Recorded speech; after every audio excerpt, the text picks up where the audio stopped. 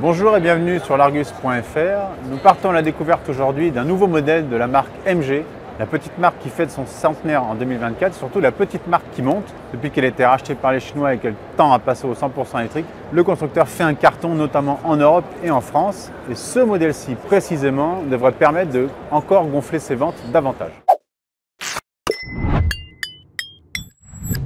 En effet, avec cette MG3 Hybrid Plus, la marque s'attaque au segment des citadines, segment B, donc celui de la Clio et notamment de la Toyota Yaris. Et pourquoi je cite ces deux modèles-là?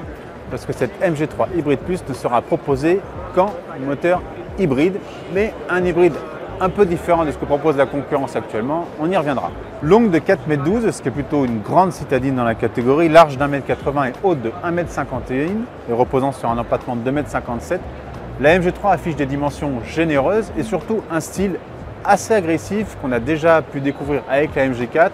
Vous allez voir qu'il y a beaucoup de choses communes entre cette MG3 et sa grande sœur, la MG4, mais ça se passe à l'avant. Comme la MG4, on retrouve le capot très plongeant et nervuré et le capot plongeant qui tombe sur un bouclier assez agressif. C'est plutôt original pour une citadine, on n'attend pas forcément adopter un look sportif. On retrouve notamment un effet 3D qui permet de faire ressortir le bouclier et puis l'effet en triangle qu'on avait déjà vu sur la MG4. Profil un peu plus classique avec là aussi ce qu'on retrouve chez beaucoup de rivales, c'est-à-dire des flancs nervurés, une ligne de vide qui remonte, tout ça pour dynamiser évidemment la voiture même à l'arrêt. Enfin on termine avec la partie arrière. Alors là pour le coup, si l'avant emprunte beaucoup à la MG4, l'arrière est vraiment très classique, on ne retrouve pas du tout les éléments assez originaux de la MG4. Une lunette assez inclinée, un haillon un peu travaillé, les feux encore une fois qui débordent bien sur les ailes arrière. Et puis bon, ça maintenant c'est la tendance actuelle, l'espèce de bas de bouclier en faux diffuseur.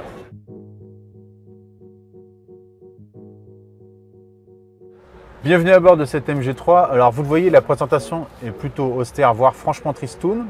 En revanche, la finition est pas mal. On a ici des beaux éléments rembourrés. Bon, au-dessus, c'est du plastique dur, mais le grainage est correct. Sur la console centrale, c'est pas foufou, mais bon. En revanche, en termes d'équipement, dès l'entrée de gamme, on profite d'un double écran, donc un bloc combiné de 7 pouces et un écran central de 10,25 pouces qui permet de piloter une interface alors empruntée à la MG4. Alors, je rassure ceux qui ont déjà une MG4, on nous a promis que l'interface avait sérieusement évolué et que tous les petits bugs avaient été réparés. Et on profite notamment de l'Apple CarPlay et d'Android Auto. Pour le reste, en termes d'équipement, encore une fois, dès le premier niveau de prix, on bénéficie d'une caméra de recul, d'un régulateur de vitesse adaptatif, de la clim auto et de l'aide au maintien dans la voie. Donc c'est franchement pas mal dans la catégorie. Après, classiquement, comme dans la MG4, la grande sœur MG4, on retrouve ici la molette rotative pour gérer la boîte de vitesse.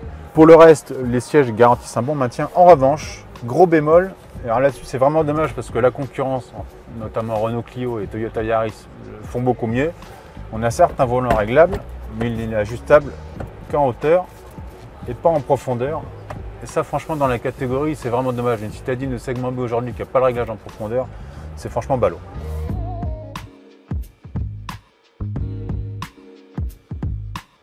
Avec ses 4,12 m de long et ses 2,57 m d'empattement, la MG3 est une grande citadine dans la catégorie. Ça se retrouve aux places arrière. Alors c'est pas non plus mirobolant par rapport à ce que propose la concurrence, mais enfin on est quand même plus à l'aise que dans une Toyota Yaris, mais qui est beaucoup plus petite, il faut le reconnaître. La banquette 3 places de série assure un maintien correct. Alors évidemment la place centrale elle est quasiment inutilisable, mais ça c'est le cas dans toutes les voitures de ce segment. Côté positif, on notera le tunnel de servitude qui n'est pas trop haut, donc c'est plutôt agréable. On n'a pas un plancher plat, mais enfin c'est quand même pas mal. Côté négatif, on est assis en hauteur, donc bonne vision, mais en revanche la garde auto est un peu limite. Avec un volume annoncé de 293 décimètres-cubes, la MG3 se place d'emblée au niveau de sa concurrence. La Clio hybride par exemple en offre 300 décimètres-cubes. Côté accessibilité, on profite de parois bien carrées, d'un volume rectangulaire qui facilite le chargement. On pourra regretter le seuil de chargement un peu haut. Et surtout, on pourra regretter, mais ça c'est à définir quand on aura les versions françaises, que sur ce modèle d'exposition, on n'est qu'un dossier arrière monobloc et non pas un 2 tiers, 1 tiers. Nous verrons si nous aurons cela sur le marché quand elle arrivera.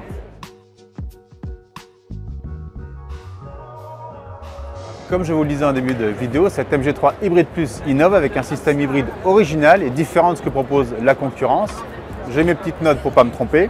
Donc on trouve un moteur thermique, un 4 cylindres 1,5 litre d'une puissance de 102 chevaux pour un couple de 128 Nm, qui est accouplé à un bloc électrique de 136 chevaux et de 250 Nm. Un bloc thermique accouplé à un bloc électrique pour une hybride, vous me direz rien d'extraordinaire. Ce qui est déjà plus intéressant, c'est la batterie qui alimente le bloc électrique.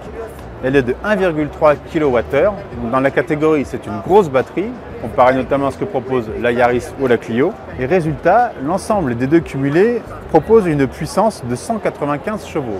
Alors inutile de vous dire que là, Yaris comme Clio sont largement battus. Résultat, si les accélérations ne sont pas foudroyantes, puisqu'on annonce un 0 à 100 en 8 secondes, les reprises en revanche, notamment le 80-120 km/h, est expédié en 5 secondes. Donc là, on est vraiment à faire à des temps canons. Pour le reste, MG annonce une consommation moyenne de 4,4 litres au 100 km, une bonne valeur dans la catégorie, et des émissions de CO2 autour de 100 grammes par kilomètre. Tout n'est pas encore homologué et validé. Et enfin, là où je voulais en venir, c'était sur le système innovant. Contrairement à la concurrence, de 0 à 40 km/h, et à condition de ne pas appuyer sur l'accélérateur comme un forcené, on ne fonctionne que sur le moteur électrique. Ensuite, de 40 à 80 km/h, le moteur thermique se réveille, mais là encore, là où c'est innovant, c'est qu'il ne sert qu'à alimenter le bloc électrique, il ne fait pas tourner les roues. Et enfin, au-delà de 80 km/h, les deux blocs, le thermique et l'électrique, fonctionnent de concert. Et là, on retrouve une hybride classique, mais encore une fois forte, de 195 chevaux.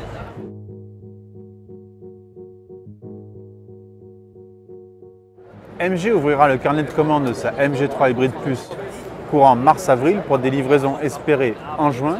Elle sera déclinée en 3 niveaux de finition, du classique chez MG, standard, confort, luxury. 7 coloris seront disponibles. On retrouvera bien entendu la garantie de 7 ans. Et MG nous a annoncé un ticket d'entrée autour des 20 000 €. Regardez ce que propose la concurrence Renault Clio Hybride et Toyota Yaris. On est largement en deçà du tarif de ses rivales. Enfin, MG nous a promis qu'on retrouverait le toucher de route de la MG4 sur cette MG3.